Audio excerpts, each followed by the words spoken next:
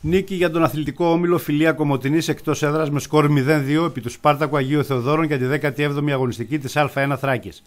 Με διαιτές στη συνάντηση τους κυρίους Δρακίδη, Χαμαλίδη, Γιάσαρη, παρετάχθηκε ο Σπάρτακος Αγίου Θεοδόρων με τους Δήμου, Πασαλίδη, Ανδρέου, Κουφιώτη, Σιδηρόπουλο, Μίχο, Βουλγαρίδη, Μάρκου, Γεωργιάδη, Λικούδη, Τσουκαλά, ενώ έπαιξαν αλλαγές Κακουλίδης, Πασαλίδης, Μιτσινιώτης. Και η Φιλία παρετάχθηκε με τους Μπουτσαξί Εφτούν, Κιουτσούκ Χουσεΐν, Πασκάλ, Μαδούρα, Ζιούλη, Αχμέτ, Νεαζή, Βιόπουλο, Οσμάν, Παρασκευόπουλο, Τσικλαούρη, ενώ έπαιξαν ως αλλαγές και η Ντράτσι, Δουρχάν Αλή, Ροδουσάκης. Σέντρα Λικούδη για το Σπάρτακο Αγίου Θεοδόρων στο 21, ο Μίχος στην κεφαλιά στην αγκαλιά του Μπουτσαξί Εφτούν. Κάθετη πάσα Βιόπουλου στον Τσικλαούρη για τη Φιλία στο 23, το σου του τελευταίου σε κόρνερο Δήμου. Ο Λικούδης από αριστερά στο 26ο λεπτό για το Σπάρτακο, την παράλληλη συρτή σέντρα κάνει στην πορεία της μπάλας. Ο Νεαζή φεύγει ταχύτατα, βγαίνει τετ με το Δήμου, το τελείωμά του δεν είναι καλό, out την μπάλα.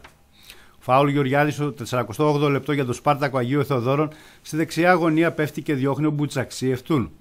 Ο Αχμέτ Φουρκάν επιχειρεί το σούτ από μέση απόσταση, η μπάλα στη δεξιά γωνία του Δήμου, 0-1 η Φιλία στο 56ο λεπτό. Φάουλ Ντράτσι για τους φιλοξενούμενους στο 90ο λεπτό, η μπάλα καταλήγει στην αριστερή γωνία του Δήμου, τελικό αποτέλεσμα Σπάρτακος Αγίου Θεοδόρων Φιλία 0-2. Η ομάδα σήμερα έπαιξε ένα πολύ βαρύ αγωνιστικό χώρο και οι δύο ομάδες, μάλλον όχι η ομάδα μου. Πριν πω για τη δικιά μου την ομάδα, θα δώσω τα συγχαρητήρια στην ομάδα του Σπάρτακου, γιατί πραγματικά είδα μέσα, όχι παιδιά, άντρες μέσα στο γήπεδο, είδα άντρες, 22 ποδοσφαιριστές να παλεύουν για την νίκη μέχρι το τελευταίο λεπτό, μέχρι το τελευταίο δευτερόλεπτο. Εμείς από την πλευρά μας είχαμε ένα πρώτο ημίχρονο δύσκολο. Η ομάδα των Σπάρτακου ήταν πολύ καλά στημένη αμυντικά. Προσπαθούσαμε να διασπάσουμε τα πλάγια, αλλά λόγω του βαρύ αγωνιστικού χώρου δεν περνούσε η μπάλα, κολούσε. Μπήκαμε στα αποδυτήρια, αλλάξαμε την τακτική του σύστημά μας. Αν δείτε, κάναμε ένα 4-4-2 πιο επιθετικό, γιατί δεν είχαμε να περιμένουμε τίποτα από το χ. Εμείς κυνηγάμε το πρωτάθλημα και προσπαθούμε να είμαστε κοντά στο πρωτοπόρο. Κάθε βαθμός από εδώ και πέρα προς τον τίτλο είναι απώλεια. Τα παιδιά το θέλουν, το βλέπετε, το θέλουν το πρωτάθλημα, παλεύουμε. Ήμασταν η έκπληξη μέχρι στιγμής. Σήμερα νομίζω και μαθηματικά είμαστε εξάδα και από εδώ και πέρα ένας στόχος, προχωράμε προς το πρωτάθλημα. Από την πλευρά μου θέλω να πω πολλά συγχαρητήρια στους ποδοσφαιριστές, κυρίως στους δικούς μου που πήραν την νίκη, γιατί πραγματικά αυτό είναι το μέταλλο μιας ομάδας που θα κάνει πρωταθλητισμό. Και στα δύσκολα και σε βαρούς αγωνιστικούς χώρους και εκεί που δεν μπορεί να δεχτεί μπάλα, εκεί πρέπει να βάλεις την ψυχή σου. Όταν υπάρχει κίνδυνο σωματικής ακεραιότητας δεν πρέπει να γίνονται τα παιχνίδια.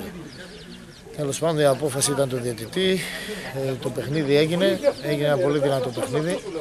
Θεωρώ ότι αυτό που είχα πει και την προηγούμενη εβδομάδα και την προηγούμενη, ότι η πίεση που ασκούν οι παίκτες μου και το pressing για τόσο μεγάλο χρονικό διάστημα αποδίδει το προπονητικό πλάνο στο οποίο δουλεύουμε. Θεωρώ ότι ήμασταν κυρίαρχοι και στα δύο ημίχρονα. Παρ' όλα αυτά, στο ποδόσφαιρο χρειάζεται να έχεις και τύχη.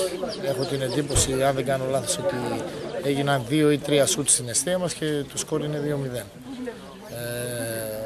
Παρ' όλα αυτά, ικανότητα, τύχη, τι να πω, εγώ είμαι ικανοποιημένος, γιατί σας είπα ότι και την προηγούμενη εβδομάδα που κέρδισα δεν κολλάω σε καμία νίκη, σε καμία ήττα.